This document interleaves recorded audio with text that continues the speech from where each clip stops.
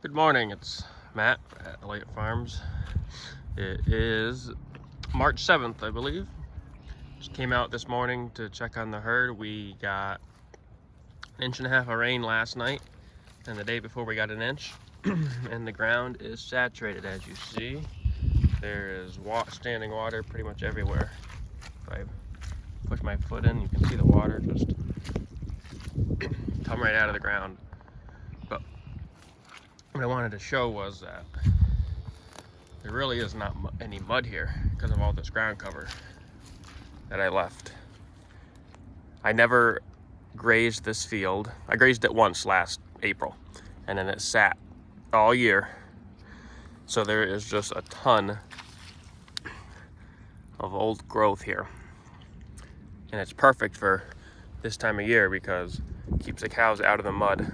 And it might seem like a waste of the field to never use it, but if this was grazed down like a golf course, everywhere these cows go, they'd just be creating mud. And it is muddy up by their water. I am feeding them in the bale ring, so it is muddy around the bale ring. But they have an area, and they have the rest of the field really to get out of the mud. And it's perfect. These situations, I believe, everywhere they step, they're going to create an indent, and all that. It's going to cause compaction, yes, at this time, but those indents are going to be left there. And in the summertime, when we get heavy rains and we need the moisture, all those hoof prints are going to catch the water and hold the water, just as you see right there. So this time of year, yeah, it might not be great for that to hold all the water, but it's going to be beneficial in the future. See, all these hoof prints are holding water like little ponds everywhere throughout the whole field. It's going to be perfect. Oh, it's starting to rain now. I just wanted to show you how there's no mud here, except no doubt around the hay feeders and the water, but nothing you really can do about that. I don't have a high traffic area for my water. I could put something in, but not really keen on that. I might do something in the future. But these girls are happy, getting ready to calve in the next next month, pretty much to the day. So I could take a walk over. I'll show you some mud, what we're dealing with. But as you can hear, I'm sure you can hear it in the video how wet it is. I mean, there's just standing water everywhere, but that's all right. These girls over here are getting some mineral. The grass is greening up, as you can see. I mean, we got some growth. Look at this. And that grew in at least an inch or more.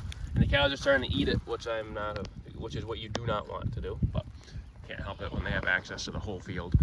They're gonna eat that bale, and I got a 3-acre paddock over there that they will go in, and I'll leave them in there for pretty much until they start grazing.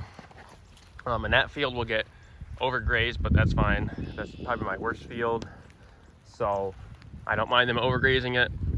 I just let it rest. I don't raise it really the rest of the year. I let it recover. So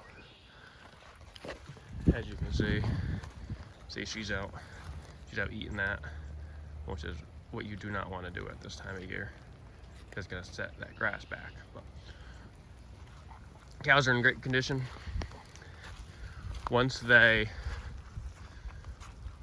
finish this bale, like I said, I'm going to kick them out over to the other field. I didn't expect the grass to be growing in March 8th, so but that's not a bad thing. So here's where a bale was, and whatever they did not eat, I don't make them really clean it up real good. I let them leave a little bit of hay in the bottom of the feeder, and then I'll just fork it out over where their hoof prints mudded it all up. So I put this bale out yesterday morning, and I'll show you. It'll get worse too, because we got another 2 days here on this bale at least. So here's not bad. I actually like when they pull the hay out and trample it in, but up here, see that? But you cover it up, that'll recover. That'll actually be, with all that manure and urine out there, and then covering it with hay, that'll be some of the best.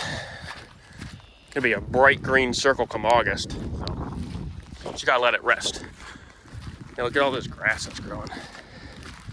So I'll just run up here quick, show you the area where they get water from and how it's real pugged up. I move them around all the time, so I can't really put in a high traffic water area because they might not be there. Kind of depends. Every year I'll put them in a different area when it's muddy. So this is just real bad.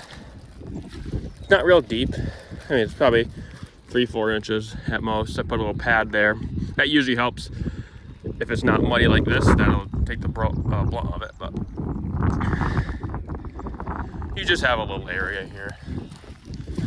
Not bad. Put some seed on it. I'll seed that. This is where they were for the previous month. So this was, well, 2 months. This was January and February. I had the water tank on the other side where that pad was. It's really not bad. Like I said, you seed that, put hay on it, it'll actually be the best. Come July and August, that'll be the best looking area on the field. So, all right, it's starting to rain, and I just wanted to show you what we deal with in the mud season, because that's what it is. But compared to how some farms do it, we really don't have a mud season. Keep them moving and provide plenty of ground cover.